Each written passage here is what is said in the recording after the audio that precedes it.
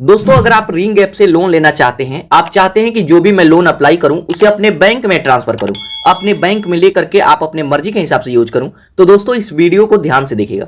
इस वीडियो में हम बिल्कुल लेटेस्ट प्रोसेस में, बिल्कुल नए वर्जन में अप्लाई करना सीखेंगे और उसे बैंक में ट्रांसफर करके आपको लाइव प्रूफ दिखाऊंगा।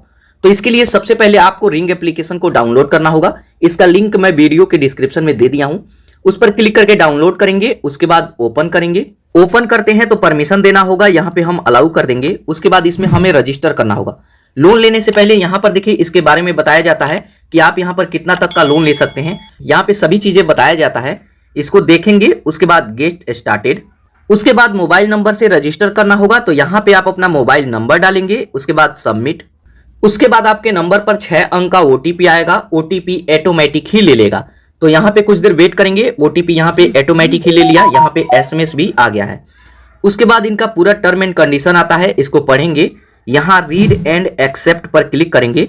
उसके बाद इसको परमिशन देना होगा, तो यहां अलाउ पर क्लिक करके इसको परमिशन दे देंगे।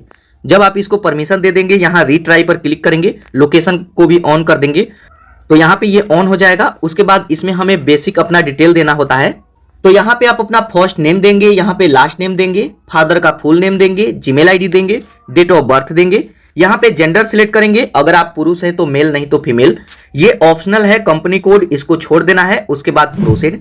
अब प्रोसीड करते हैं तो इसमें हमें केवाईसी करना होगा। केवाईसी आप अपने आधार कार्ड से कर सकते हैं, तो केवाईसी आप डिजी लॉकर से कर सकते हैं, तो जस्ट इस पर हम क्लिक करेंगे। उसके बाद यहां पे आप अपना आधार कार्ड नंबर डालेंगे, ये वाला कैप्चा इसमें डालेंगे। उसके बाद नेक्स्ट करेंगे। उसके बाद आपके आधार कार्ड के साथ जो मोबाइल नंबर लिंक होगा उस पर एक ओटीपी आएगा। ओटीपी को यहां पे डालेंगे। उसके बाद कंटिन्यू।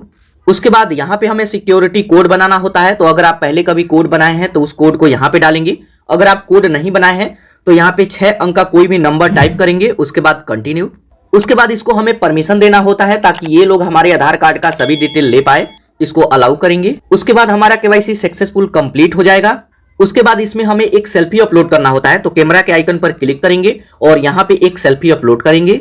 सेल्फी अपलोड करते हैं तो यहां पे हमें एम्प्लॉयमेंट डिटेल भरना होता है, तो इसमें ज्यादा डिटेल हमें नहीं भरना है। सबसे पहले एम्प्लॉयमेंट टाइप में आप बताएंगे, अगर आप सैलरीड पर्सन हैं, कहीं पे जॉब करते हैं तो सैलरीड पर्सन, अगर आप सेल्फ एम्प्लॉयड हैं तो सेल्फ एम्प्लॉयड। उसके बाद यहां पे आपसे एनुअल इनकम पूछेगा, सालाना इनकम, साल में आप कितना पैसा कमाते हैं, तो आप अपने अकॉर्डिंग यहां पे सिलेक्ट करेंगे। उसके बाद प्रोसीड।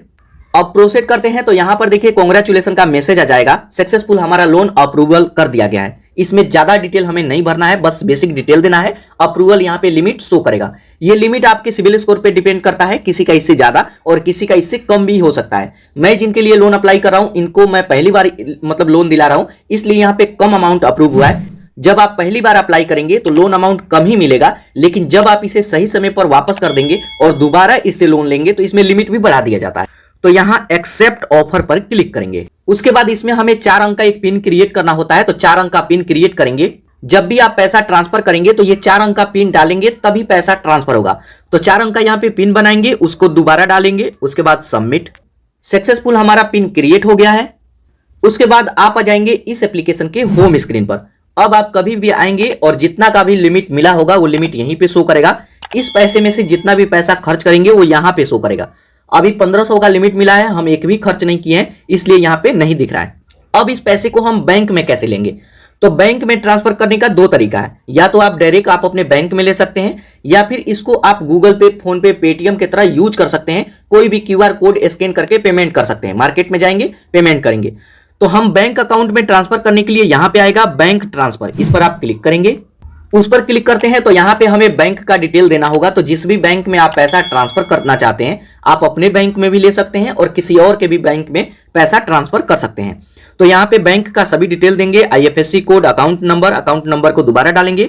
यहां पे account holder name, account type में सिलेक्ट करेंगे, सेविंग अकाउंट है, करंट अकाउंट है। उसके बाद कंटिन्यू पर क्लिक करेंगे, बैलेंस डालेंगे। उसके बाद पिन डालेंगे, तभी पैसा ट्रांसफर होगा। तो इस तरीके से बैंक में पैसे ले सकते हैं। लेकिन अगर आप बैंक में पैसा नहीं लेते हैं तो क्यूआर कोड स्कैन करके भी पेमेंट कर सकते हैं।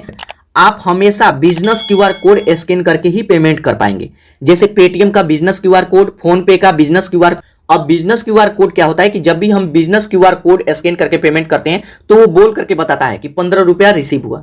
100 रुपए रिसीव हुए, 2000 रुपया रिसीव हुए, उसे कहते हैं मर्चेंट क्यूआर कोड, जिसको हम बिजनेस क्यूआर कोड भी कहते हैं। तो हमेशा आप बिजनेस क्यूआर कोड ही स्कैन करके पेमेंट कर पाएंगे। तो दोस्तों ये तरीका है, इस तरीके से इसमें लोन अप्लाई कर सकते हैं और उसे अपने बैंक में या फिर कोई भी क्यूआर कोड